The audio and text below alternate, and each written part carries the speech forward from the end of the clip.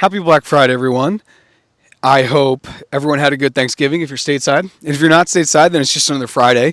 But it is a time where there's going to be heavy consumerism. So I wanted to basically shout out at this time that people do, well, you can go consume, you can go buy your flat screen TVs for 40% off. You can really do whatever you want. I mean, that's the beauty of money. That's why they call this personal finance, right? You can decide what you want to do personally with your financials.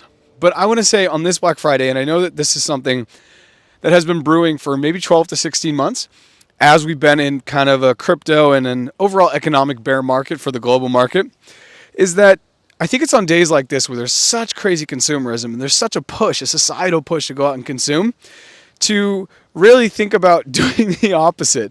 And what I mean is consuming by investing. And I don't even know if that makes sense. And obviously this is not financial advice. Before you invest a cent, a dollar, a peso, a quetzal, a bolivar, a sol, before you invest anything, you should definitely go out and, as we say, do your own research, right? But I do want to say that in this moment, it feels like it's the last Black Friday before things kind of get crazy. 2024 is on the precipice. And if you want to learn more about why I believe and I feel that Bitcoin is probably going to go into orbit in 2024, check out this video right here. The link will be above.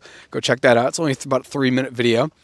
And I just wanted to take this moment on Black Friday to kind of shout out the people who have spent the last 12 to 16 months not consuming and spending time learning about Bitcoin and then acquiring sats and putting them in cold storage. Because it does feel like this moment right now is the last moment before things really get crazy. 2024, there's a lot of things on the horizon, and price could really start to appreciate in Bitcoin. And if you're a Bitcoiner, well, first of all, congratulations, because you just made it through Thanksgiving, where you may have been sat around a table, especially if you're a Bitcoiner stateside, I should say. I realize not everyone is celebrating Thanksgiving at this moment or even has Thanksgiving as a holiday. But if you're a Bitcoiner and you're stateside, you just made it through Thanksgiving, so you made it through people asking you questions about your magic internet money. Like, how is that going, you know?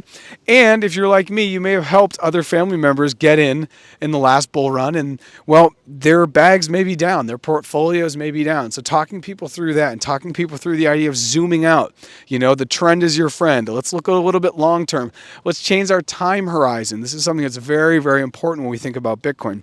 So I want to take this moment to kind of, in this heightened moment of consumerism where people are going online and they're buying all this stuff, to say a couple of things. If you are going to buy, make sure it's an investment. Not all the times we buy things, they're investments. So if you are going to buy something, make sure it's an investment. And with that said, I want to invite you to think about a couple books. Number one would be The Bitcoin Standard by Saifedean Ammous. I'll throw it up on the screen. There's going to be a link below. It's not an affiliate link, just a link to go to Saifedean's website to buy that. This is a great book. I've read it multiple times now, and I think it's one of the most insightful books if you're getting into Bitcoin. And even if you already are in Bitcoin and you want kind of like a brush up, this is a really great book. It's also a great book to buy today to then be able to share with someone for Christmas or for the holidays or for Hanukkah or for Kwanzaa or whatever celebration you have at the end of the year. It's great to buy it today and put it under the tree or, you know, gift it to someone this holiday season. The other book that I really, really push, and I read a lot because I still need to learn more about the technical side of Bitcoin, is Mastering Bitcoin. This book is fascinating. Like I said, it's a little bit more technical. I find the Saifedean book to be more of a societal look and a sociological look as to why people are going to adopt Bitcoin. But this book is by Andreas Antonopoulos, and it is a phenomenal read for anyone that is interested to learn a little bit more about Bitcoin. Also, Antonopoulos is probably one of the foremost thought leaders for me on Bitcoin personally. So it's great to be able to dive into his work. If you're not familiar with this book, if you're a Bitcoiner, check it out. If you're not a Bitcoiner and you're interested, go ahead and check it out. So these would be the two books. And then the other thing I would just say is take the time to understand what the Bitcoin halving cycle is. If you don't know what this is huge. I got into Bitcoin in 2017, and I will be the first to admit that I didn't understand the Bitcoin halving cycle till about 2020.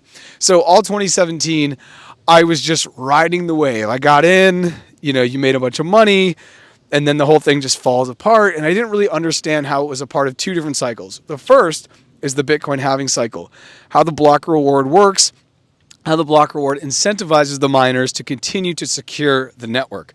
Hash rate for miners is currently at an all-time high, and it continues to grow. And all that's saying is more and more miners are essentially coming online because they're seeing that the incentive is something that's worth going after. And this is probably going to continue as we get into 2024 and into 2025, and hopefully into the next bull run. That's the first cycle. The other cycle, and this is something that Raoul Pal talks about, is the debt cycle. Since 2008, which was actually kind of when the Bitcoin white paper essentially kind of came out and Bitcoin started in the fall, or when I say the fall, not the season, but the fall of Rome, or the fall of the financial system and the crisis that we had in 2008, 2009, 2007, 2008, 2009. The other thing that Raoul Pal talks about is that the reason why crypto and Bitcoin especially is that the debt cycle that we're in, where we're basically going to have to print money every 3.5 to 4 years to pay off our debt, is also aligning super well with the Bitcoin cycle. And if you haven't heard this before, this is one of the crazier things. Basically, as the Bitcoin block reward goes, it went from 2009 to 2013, 2012 to 2016 and 2020. 2024 is going to be the next block reward cycle, or basically the halving, which I first talked about, the first cycle. The second cycle is the debt cycle, and the debt cycle essentially aligns with the Bitcoin halving cycle. So what that means is every 4 years, the U.S. government especially is going to have to start to print money.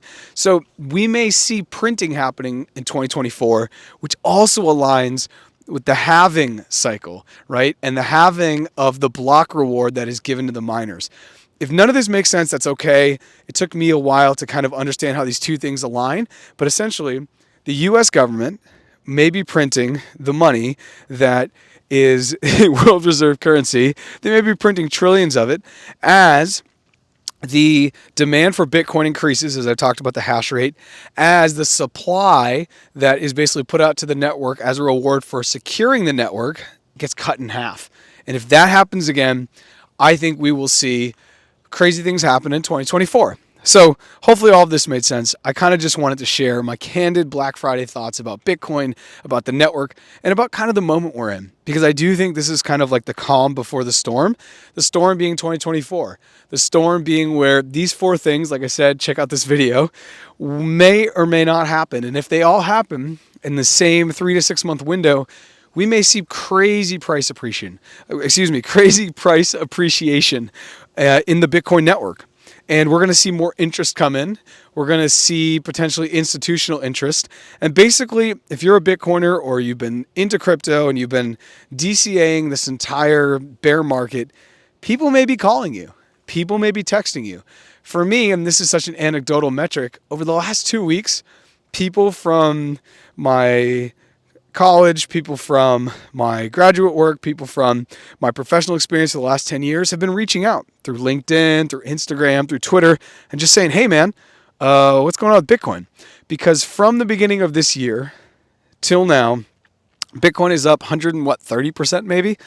And when I published this video, if you want to go check this out on why 0.1 or 1/10 of a Bitcoin could be essentially generational wealth, since I published this video at the beginning of this year, Bitcoin has doubled. So shout out to all the people who've checked this video out, and maybe this video got them into Bitcoin. Maybe it did. Maybe they were already in Bitcoin and this was just something that kind of reaffirmed Bitcoin. But since I put up this video, Bitcoin has Bitcoin has doubled, which is kind of crazy. So anyway, I wanted to take the time on Black Friday. It's a moment of crazy consumerism to say, let's invest. Let's look at the 2 books that I've shouted out, and let's think about ways in which we can use this time on Black Friday to prepare for 2024. Because once we get into December, no matter where you are in the world, it seems like December is always a dead month. If you work in and around government, December is really tough. If you work in the private sector, December kind of slows down. You're not doing a lot of B2B. There's just nothing happens in December. People are getting ready for the new year. So this is kind of like the last moment before we get into December. So it's the calm before the storm. And I just wanted to share some of these ideas. So go ahead, check out the links below if you are interested in either of these books. And I hope that you have a great rest of your November. And I hope that some of this made sense. So go ahead and share this with somebody if it's interesting at all. These are my Black Friday thoughts. And yeah, please subscribe.